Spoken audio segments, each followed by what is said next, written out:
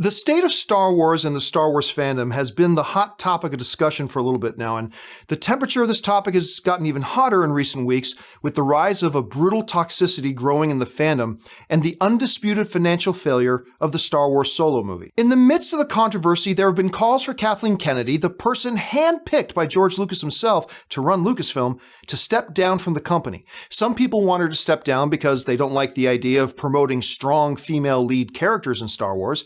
Some want her gone because the idea of a Star Wars universe with anyone who isn't a straight heterosexual character just terrifies them. And some want her gone, actually the majority of people, simply because they don't like the Star Wars films that have come out during her reign, which is not only completely fair, but something that should concern every Star Wars fan. Now, before I go any further, let me say up front, I am a major Star Wars fan. I have been my whole life. I don't love everything with a Star Wars label on it. Like, I don't like the prequels, I don't like Clone Wars, the movies, or the animated series. I'm not a fan of the special editions, and even Rebels was a little bit hit and miss to me. But I love the original films. And I've liked every film that has come out since, and including The Force Awakens, and yes, that includes The Last Jedi, and especially Solo. So I'm somebody who has enjoyed all the films that have come out under the leadership of Kathleen Kennedy. Some I've liked, some I've loved. And as someone who has liked all these films, I am here to say this, that despite the fact that the Star Wars movies have made over $4.5 billion under her leadership, it is time for Kathleen Kennedy to step down as the head of Lucasfilm. But John, some might say, if you like the movies and they've made so much money, why do you want her to step down? Well, for 5 very simple yet pretty important reasons. Reason number 1, her inability to do her most important job, which is to hire and synchronize creative vision with the right directors. Marvel President Kevin Feige once told me that he considers his most important job is to get the right directors for the right movies and make sure that everybody's on the same page. I agree with him. And as I have expressed for months now, this is something that Kathleen Kennedy, as great as she is at many, many things, has indisputably failed at. With the exception of J.J. Abrams and Rian Johnson, every directorial endeavor at Lucasfilm under Kennedy has either ended or barely survived oceans of turmoil. Let's start with Chronicle director Josh Trank. In June of 2014, Lucasfilm announced that Kennedy had hired Trank to helm an undisclosed film that we now know is going to be a Boba Fett movie. Trank was already well into filming his Fantastic Four film. It wasn't until almost a year later, long after shooting on Fantastic Four was complete, that Lucasfilm fired Trank over alleged behavioral problems on the Fantastic Four set. Now, I've spoken with Josh Trank. Some of those wild stories were true, some of them weren't true. However, the situation raises major concern about Kennedy's ability to vet and properly look in on her directors. Why did Kathleen Kennedy not know until almost a year later that there were problems on the set of Fantastic Four? This was a guy who's going to be directing one of her Star Wars films. If she didn't know, that's a problem. If she did know about the issues and just decided not to do anything about it until it became public knowledge, then that's an even bigger problem. Either way, it calls her leadership and capability into question. Then we have Gareth Edwards, the director of Godzilla, who was brought in to direct the first anthology film, Rogue One. Everybody knows about the disarray that film was in, and even though the amount of the film that was reshot has always kind of been exaggerated, the state of the film was in terrible shape. It got so bad that director Tony Gilroy was brought in to rewrite chunks of the script and take over directing duties from Gareth Edwards for the reshoots. Gilroy later stated in an interview, "They were in such a swamp. They were in so much terrible, terrible trouble that all you could do was improve their position." Rogue One ended up being a pretty solid movie, but not before being on the brink of disaster. We're left with one of 2 poor-looking options. Either Kennedy and Edwards were simply not on the same page, and Edwards was in the middle of producing a film that Kennedy didn't want, or Kennedy and Edwards were on the same page, and Edwards was delivering exactly the movie that she was expecting. Both of these options are damning for Kennedy. She either had no idea or control over what was happening on her own movie, or she was fully aware but oblivious to the fact that they were heading in a direction that, as Gilroy put it, was terrible, terrible trouble. Then there's the Lord and Miller situation.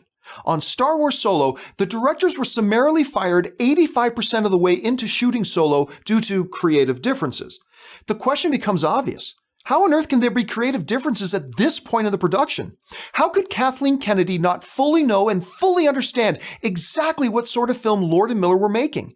How could Kennedy fail so spectacularly at making sure long before shooting began that the directors and her were on the same page? Kennedy's failure to ensure that her directors totally understood her vision and that she totally understood theirs leads to an incredibly humiliating firing, lost production time, massive amounts of money for all the reshoots that needed to happen, and in general, just a major PR nightmare. Then we come to Colin Trevorrow, the director of Jurassic World, who was hired on to direct Star Wars Episode 9 on August 15th of 2015.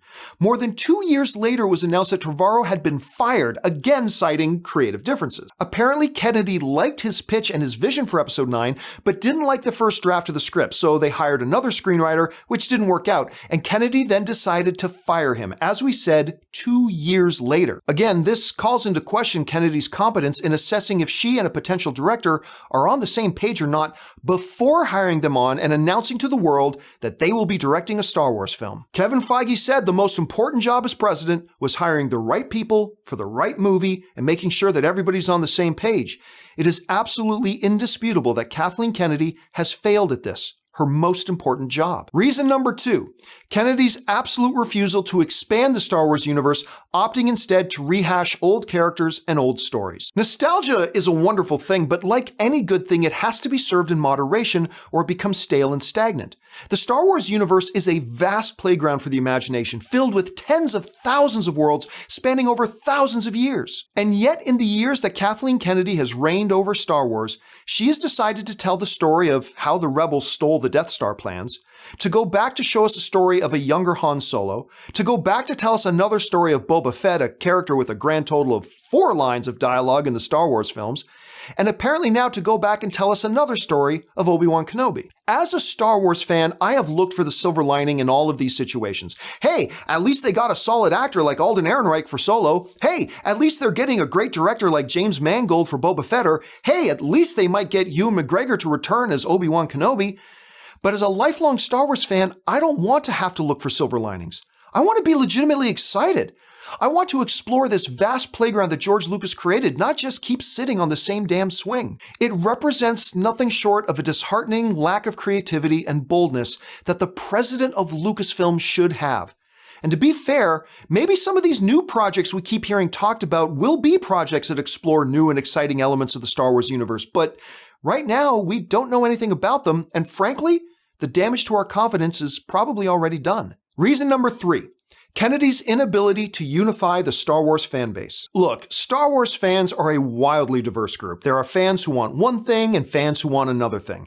The ridiculous cries from some fan circles yell out, "Listen to the fans," when in reality what they're really saying is, "Listen to me," because they don't speak for all the fans. And the fact of the matter is many fans disagree with them too. Nobody speaks for all the fans. To unite such a group is a nearly impossible task. That has to be acknowledged. A task that almost none of us would be able to accomplish. But even though the task is monumental to say the least, it is the job. Winning football games in the NFL is a Herculean task for almost any coach, but it is the job. That's why it's such an important and glorified position. But if a coach can't do the near impossible, you have to part ways and find somebody who can. Kathleen Kennedy has not only failed to unite the Star Wars fandom, she has governed over the most massive divide the fandom has ever experienced. Regardless of how much of that fault is hers or isn't hers, it has been on her watch. And worst of all, Kennedy, as the leader of the Star Wars nation, hasn't done anything to try to bring unity back to the fans. She hasn't taken any sort of active role in trying to bridge the gap between the fans and the studio. She has remained mostly and damningly silent. This is not the leadership the Star Wars fandom needs right now. Reason number 4. Kennedy needs to be held accountable for the financial failure of Solo. Let's be clear right off the bat. Solo is a film that never should have been greenlit in the first place. I'm somebody who really likes Solo, but me liking it doesn't change the fact that doing a Han Solo movie without Harrison Ford, while not impossible, was ill-advised to begin with. On top of that, the director drama we've already covered. On top of that, releasing the film so incredibly close to other blockbusters. On top of that, them dealing with the aftermath of a legitimate segment of the Star Wars fandom that did not like The Last Jedi in the least. It was a perfect storm of bad decisions and bad circumstances that led to the most disappointing box office opening in Star Wars history. And as the president of Lucasfilm, the accountability for that rests squarely on her shoulders. Reason number 5, it's just time for a new leadership culture for Lucasfilm and for Star Wars. Going back to my coaching analogy, sometimes you can have a talented and smart coach running your team, but things just aren't working out. Sometimes you've exhausted everything that you can do and it's just time to bring in new leadership with new energy and a new vision. Sometimes you just need a change, and now is that time for the Star Wars community. The unfortunate reality of our current situation is that Kathleen Kennedy has already lost the confidence of many in the fan community, even amongst those like myself who are actually fans of her and were fully behind her at the beginning. Kathleen Kennedy is a smart, experienced, and highly skilled film executive who, despite what some disgruntled fans may think, truly loves Star Wars and has wanted to do right by it. Along the way, she's overseen some great successes, sure, but it's time for a change. It's time for new leadership.